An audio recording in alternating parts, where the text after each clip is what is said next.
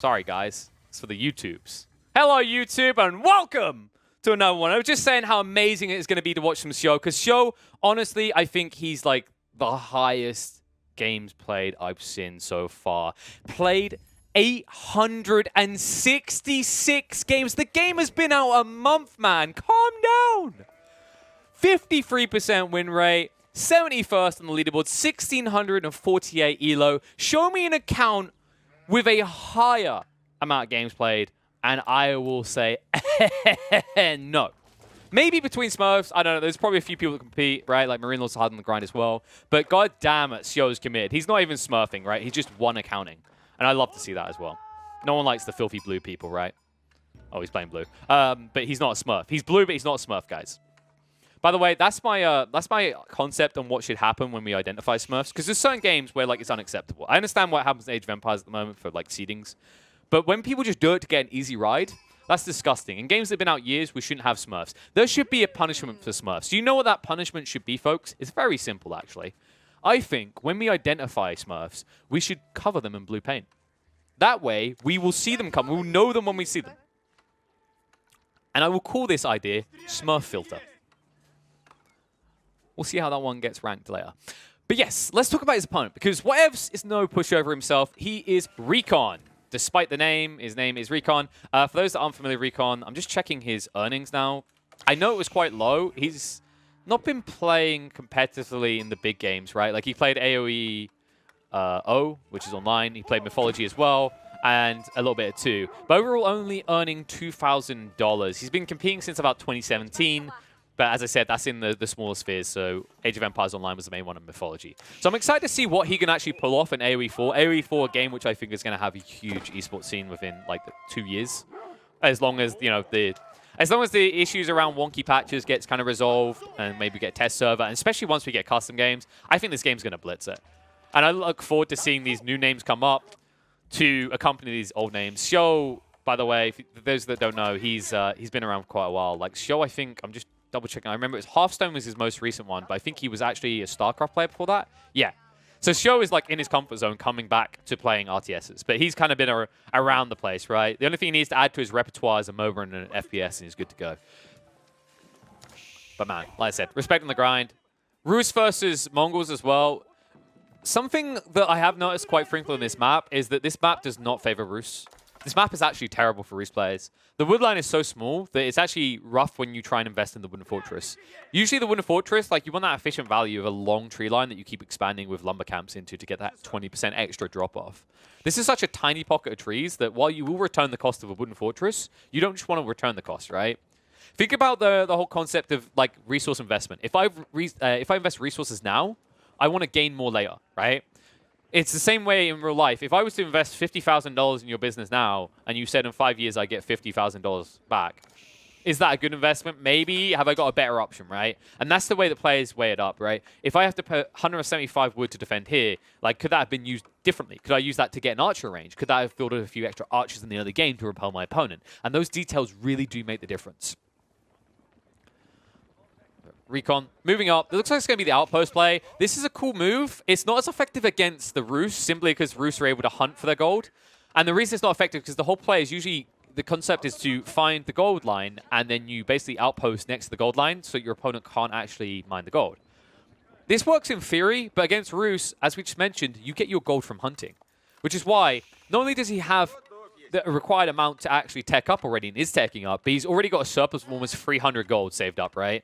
And he has 0 people working on the gold line. This is simply through hunting. Hunting that has so far netted Show both Tier 1 and Tier 2 of the bounty system. Remember the bounty system, as you unlock it, it gives you that quicker harvest rate for food from villages, as well as allowing hunting cabins to generate gold more frequently. And that's the other thing, right, about why this play is really ineffective against the Rus. They don't care because they can also have hunting cabins. So boxing them off is very hard. He's going to try and do it with the berry bushes, but once again, you do not care. The only way this will work now and be good is if Recon decides to go ahead, tech up, which he hasn't done, and then get professional scouts to pick up the carcasses. Because I guarantee you that's the move that Show's going to invest in now. Right? If he cannot reach this line, the play is genuinely just start building scouts, and there you go, getting professional scouts. And then he'll just bring corpses back to base, and he'll play a tight economy, the stack tool. I think, well, I genuinely think Recon completely misread this. I mean, Recon hasn't played that many games recently. I don't know if he's got a Smurf. I couldn't find it. But, oh, sorry, I just minimized the game. Okay, the game has crashed. That's less than ideal. Okay, apologies for that, folks. My game crashed. It had a heart attack when it saw the Recon is sitting at 22nd on the ELO boards with just 39 games played. But that is the case. I'm just not sure if this is going to be a win after this opening just being countered like this. Recon's going to have to rethink this. He needs to actually get up to fuel age himself because he is now behind, vastly behind, in fact. Shio's going to have like a 2-minute advantage with this type of window, possibly even more when you actually look at the fact that Recon has barely any economy, right? Think how much he invested in this, how many spearmen he actually built. And the fact that he drew 2 of his early villagers across map to do this as well. So while this will stand here as some sort of memorial of his failed attempts, it's going to be hard to now stop Shio from gathering all the corpses. If he stays in this area at least, and I like this play of like banking the spearman, he might be able to stop him from collecting some of these nearby carcasses. Because remember, a lot of the carcasses are this way. So while Shio can potentially still wrap around, it's a wider wrap. And you can see he actually gets out because he sees that Shio is trying to go around the back. And these spearmen, not the quickest at 1.25, but remember the scouts are 1.62, so they're not that horseman speed. Unless they should be quick enough. If Shio starts the micro, uh-oh. That's a problem down. He was looking at someone else right there, so he's going to have to go for a wider wrap. In theory, he should be able to get away with this. There's only 2 spearmen guarding him. It looks like Recon is keeping some of them near the outpost because he doesn't want to get burned down, and that does mean the scouts will get away.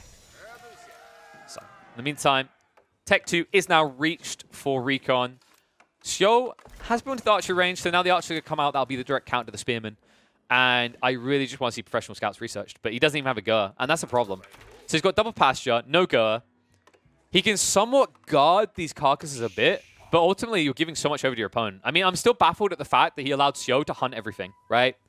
High-level players don't allow this. High-level players will take their scouts and they'll deny that gold away. And that is where I think Recon went wrong. This strategy is a great idea, but if you're not taking the gold out of the map in terms of the Gaia units, you are not shutting out the Roost player from tech up.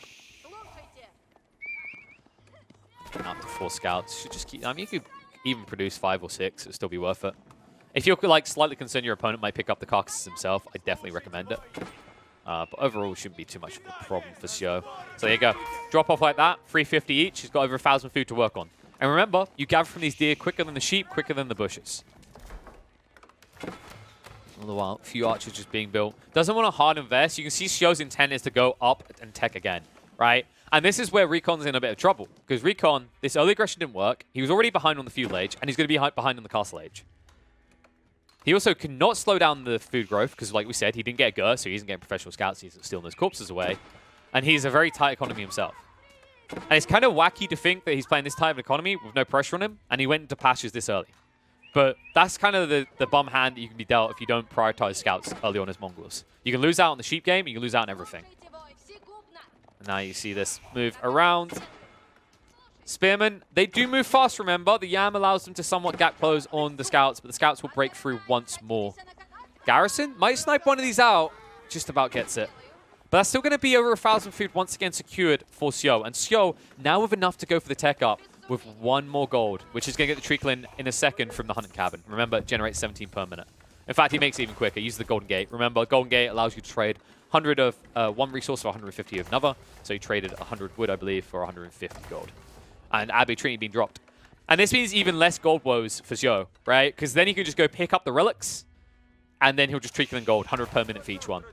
And then it's going to be the trip archery range. So just this standard move for Roost players that we see so frequently, right? Rush into Castle Age, go trip archery range, and then you just full-on produce into the horse archers. Something that Recon has no solution to unless he hits a quick timing on his castle and builds into lancers. But remember, that's a delayed process. They take ages to build up at 35 seconds each. So Archer, wasting the Spearman's time, can actually snipe one of them out. He only gets one of the carcasses and backs away. But once again, 350 food secured, right? That's a few horse archers immediately. The only problem I do see with the horse archers alone is it doesn't allow you to deal with the outpost spam from Recon right now. But it will allow you to run straight as eco and spam at him, right? Now, the good news for Recon against this is you can see how stacked his eco is right now. Right? Everyone is just bundled together, 30 people this close by. But it's going to spread out a bit more when he does this. The step redoubt now being built, just a go-to play for Mongols. This is like definitively the best one. The only time I've said I'd like to see Kurultai is if you intend to rush your opponent and end the game within the next 3 minutes. But the step readout, just give them that extra 50% gold on drop-off. So it basically turn, and remember, it fabricates out of nowhere, right? It plucks out of thin air. They're alchemists, basically. Because it will turn this 4,000 gold vein into a 6,000 gold vein. So tech up now done. Archer's coming out. You can now see the Warrior Monks just being waypointed out towards the relic locations. And a full backup now out of Recon. He needs to play tight because he's going to be a little bit vulnerable himself with this deck up. Remember, whenever you're actually investing and rushing towards going for your Castle Age, it means that you're going to not be fielding an army. Usually you can't afford to. And to be honest, why would you in this situation as well? Even if you had a little bit surplus, you don't actually want to field these crappy units anymore. You want to wait until you can unlock the Man-at-Arms and the Lancers, which is the play that Mongols look for.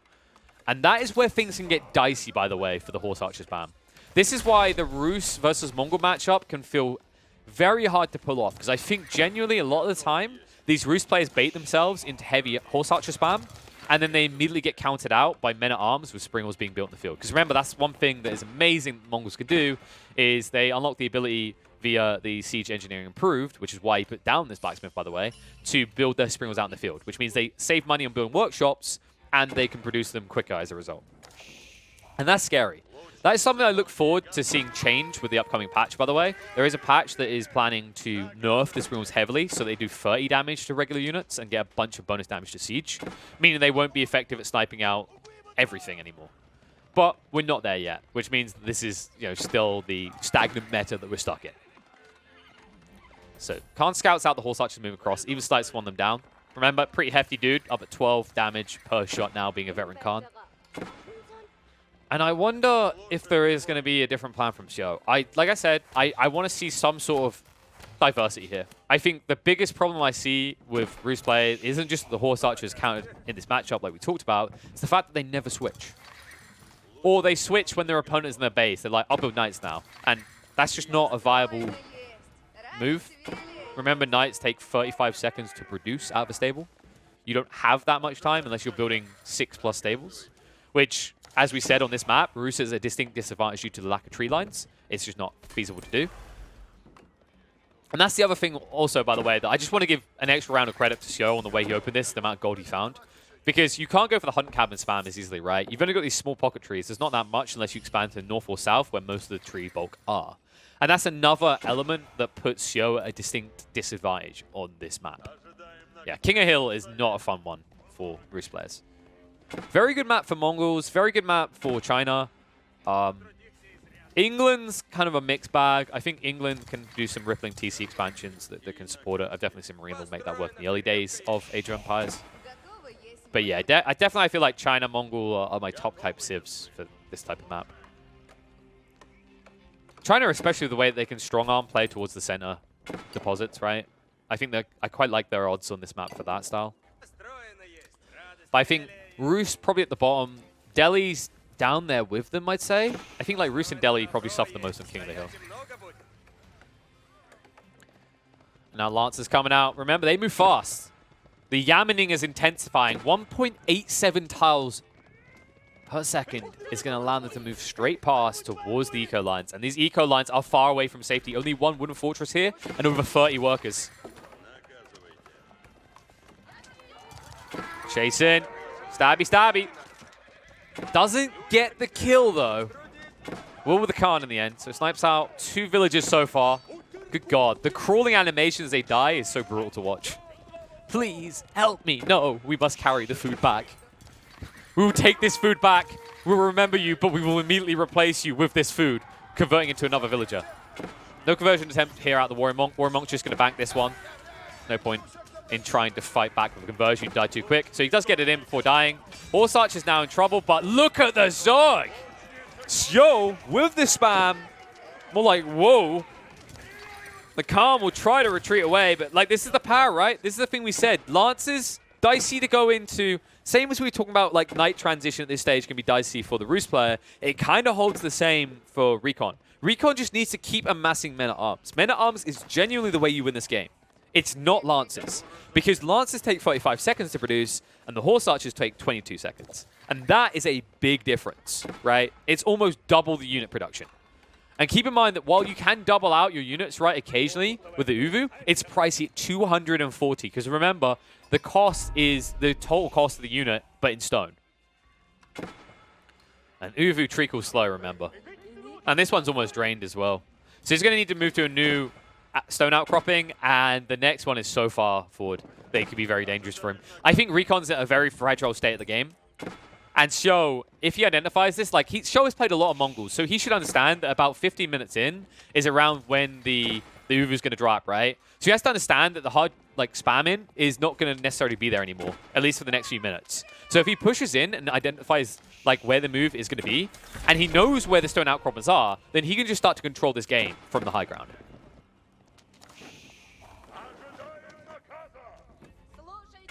Still, just so much food having been gained. Now it's time to switch over. So farms start to get dropped. He's going to need to move to a new tree line. That is a fragile state for him, and that's why it's such a big deal that Sho has such a big Horse Archer army riding its way over to Recon's base. The problem they will run into, remember, is they suck at taking out buildings. It's a raiding force, right? That's the power of the Horse Archers, and that's also their weakness in this matchup right now, as it's going to be tough to reach these Springalds. And these Springalds, 2 of them will kill 1 of your Horse Archers. Remember, 85 health on these lads. There you go. Starting to hit into him. Looking for the villagers. We'll back out. Can't hang around. It's just not a good trade immediately. This was my concern, right? Horse Archer's great for controlling the field, but the moment you have to go into the base, because Recon has kept such a tight pocket of buildings, right, and a tight economy as a result, you're not going to be able to raid. So I just want to see him use it as a mobile force to keep everything in check from Recon. I don't want to see him push in. I want to see him look for a transition, whether it's a tech up or a different unit type. But if he just doubles down on these archers and tries to run in like that again, I think he's going to lose probably more than half, right? He was at what, 35 before, I want to say? Already lost several of them after that initial probing. And all he got for it was, what, 1 villager? Because Sho currently at 50 and Recon up at 52. So at least move out to get rid of the outposts. Important he does this, by the way. He just needs to strip vision control away from Recon. Whatever move he makes, he can't be spotted. Because what you might want to do now is you might want to play towards the north here, trying to get these tree lines. You can't allow your opponent to get that info. But now there's your move out. So they're going to decap the Sacred Site. Always do this, folks. You don't want to give that gold treacle over to your opponent. And he's got enough Lancers that it does actually matter now. Lancers with the crossbow. The crossbow, remember, they get bonus damage against the heavy, so they're going to pack quite the punch on these Horse Archers. They do have slightly more range as well. This is the wonky balance about Horse Archers, by the way. Horse Archers actually become very intense if you can reach Imperial Age. Mainly because of the range increase of +2, but also, upgrade to Elite definitely gives them a big bulky increase. And then also, if you go further into it, when you're talking about hyper late game and you research things in University, remember that they are both the ranged unit and a cavalry, so they get the range damage increase from the University, but they also get the, I believe it's 20% additional health from the University for cavalry units.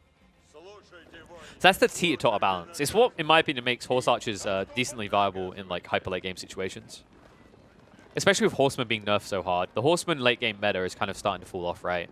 So Horse Archers can actually fill that void and exploit it. Because remember, Horsemen get bonus damage against range units, which means they get bonus damage against Horse Archers. And they are just sneaking past each other. I think this is known though. Yeah, he sees him moving on to the Sacred Site. This is the advantage that Sho has that we're talking about, right? He needs to keep pressuring left, right, but never necessarily diving in and losing the army. Because right now, Recon's concern is if he runs to his opponent's base and his opponent runs to his base, well, by the time that Recon arrives in Sho's base, maybe he can do more damage if they arrive at the same time. But they won't. He'll be a minute delayed, and by then, Sho would have just grinded your entire production lines to a halt, right? And he will start to build a force up to defend you in his own base because his eco lines will still be going. So all this, in my opinion, needs to just be to cover attack up, but neither of them are just interested in it. Sho is getting enough gold at the moment. He just needs to fix the food front. I think he still has 0 people on gold, right? Yeah, this whole game has just been 0 gold. It's just generating over time from Hunt Cabins. And now they're fighting. He actually engaged with it. Saint's Blessing's been engaged as well, remember, so he gets that buff of armor and attack damage. And you can see it come into effect against the Lancers. He splits into 2 groups. Spears are causing problems. He needs to be careful of the crossbowmen. And that's why he needs to cycle them away. You want to stay just out of the crossbow range, but you can see with the Lancer line almost gone and enough Horse Archers left, you can see that Recon needs to regroup here. And trade on trade, this is looking decent right now for Sho, because remember, once the Lancers are gone, the crossbowmen, yes, they trade well with the Horse Archers, but they don't defend well against them, right? It's a case that they do this bonus damage, but they also don't have that much protection against the shots. So down to 28 archers. Most of the Lancers gone, though, and most of the men-at-arms as well. Problem is this crossbow army is still starting to just amass for Recon. That's not being slowed down. The cool thing is, if you keep slogging around in this mid area, it means that Recon always ends up losing the Yam speed buff by the time you fight. And that's actually an important detail. It gives you so much chase power against Horse Archers, right? Because Horse Archers, they move at that 1.62. It brings your men-at-arms up to, like, what, 1.44, and then your Lancers exceed the Horse Archers at 1.87. It's actually a very big deal. One poor little Horse Archer will give his life to get the vision. The scout wasn't doing it for some reason. Right now, I mean, they're just locked. Sho, he's spamming everything to replace the Lost Army, so still no interest in a tech up. And he's being outdone on the eco front right now, right? You can actually see it. Gold, food. Only thing he's beating in is wood. And this was my concern, is that, honestly, like, you're playing this cool concept around just gathering from the relics and the hunt cabins and never touching the gold veins. But it means you're never in the situation to A, tech up, or B, transition into knight/man-at-arms. And that's a dangerous point to be in when you know you're up against a step readout. Like, even if you didn't see it, you have to understand you're going to be up against step readout because it's the choice. It's the de facto choice for the Mongols. And if he had ever gone for a Kurultai, you would have already experienced and seen that buff in a fight. And while I did like this idea earlier from Sho, I'm now concerned because it just feels like he's stuck in a rut, right? Horse Archers and nothing else still. More Warrior Monks at least coming out. I talked about how amazingly valuable Warrior Monks are. Everyone should be using them. Saint's Blessing is actually incredible. Increasing your damage and your armor, as you can see there, as long as he's striking an enemy. Very big deal. Like, maybe the one way you can get out of a rut is if he goes and gets the Improved Blessing, improves the damage more. Or maybe at least gets the range so his archers don't have to be so close. But I just don't think he's going to do that because I think he's feeling pressured that he needs constant Warrior Monks. Charge in. Mangonel fires. Could be the difference maker. Double Mangonel could actually just shrek right through these Horse Archers. So scouts move in, trying to snipe them down. He's going to back up the Horse Archers in the meantime. He's actually broken them up into pockets, which has given him the edge here. Both sides are buffed here, though. The chase is on, and the Horse Archers are just disintegrated by the Mongols' catapult fire here, right? Mongols with Mangonel. Say that one 10 times. So he'll back up. 23 Horse Archers, and now the advantage for Recon. And this is where Doom starts to strike. This was a concern for Sho, is that he's not transitioning, and thus is putting himself at a slow loss. And that slow loss is starting to speed up. Now losing central control of the map for the first time in, what, 5-6 minutes? He's always been present, but now he has to be on the edge. And now trying to go for an eco trade is not an option, right? This type of superior firepower, this quality of units, this composition that Recon has fielded will just run rampant through your base. While your Horse Archers, as we talked about before, wow, arrows go brrr. Not very effective against buildings, though. So if you can't snipe out the villagers, the only brrr is how cold you feel inside as you lose this one. And it looks like Sho's going to start feeling cold. Already military units building up in the base. He'll lose a decent amount of these Horse Archers to this small quantity, because remember, they've got plenty of armor. Horse Archers suck against armored units. Vision given. And look at this, straight away, Recon understands that this is opportunity to win the game. Even if it costs him some of his eco, he knows he will eventually repel the Horse Archer army, right? And that's why he just holds his ground with this small force he's building and sends the main contingent towards the enemy base. I love this idea by Recon. Because if he gets forced back to base, he's playing right into Sho's hands. Sho, almost down to 20 archers already. Actually hits the 20 already. And yeah, you're stopping Recon from building a new army, but what about the old army? The old army's untouched. It's almost at your base, and you're about to become unhinged. So he backs the Horse Archers away. A failed play. Not enough here to defend the main base. Woodline expansion is going to be pushed off. That's really important here as well. Sho has surplus wood right now, but he's going to drain through it very quickly with these Horse Archers. The army charges on in. And with so many Springles, a Mangonel to boot, this is going to be the moment where Sho falls. I mean, what do you really have? You've still failed to once transition in this game. You know what would have been even pretty good in this game right now, folks? Actually going back for Spearman. You saw that Recon built into Crossbowmen. He built into Lancers. Yes, there's a Mangonel in play, but it would have given you somewhat of a front line. It would have given you some distraction, and then maybe a way of getting on top of the Mangonel, right? But this just wasn't the way to do it. There were so many different avenues Yo could take. He danced a fine dance. He walked a fine line, but that line was too damn fine for him to get through in the end. And now with the final engagement, the battering ram's being built in his base. This isn't even the whole force from Recon fighting. It's enough to actually hold him back while they build the battering ram, though. The Sprinals are unanswered. The composition is unanswered. And Xiao, once this army is gone, will likely tap out. Yeah, that is pretty much GG. He's not calling it just yet. He's probably sitting and reflecting. I do think it comes back to the composition. I talked before about how I think Knights is a trap for the Rus. I also think Horse Archers is a trap, and we saw it in this game. It seems like such a great unit, right? But it feels like, in my opinion, Rus, their obsession with Horse Archers is the same as the obsession with Magadai from Mongols and the LEAs. It's something they will outgrow, and if they ever want to win consistently, they're going to need to.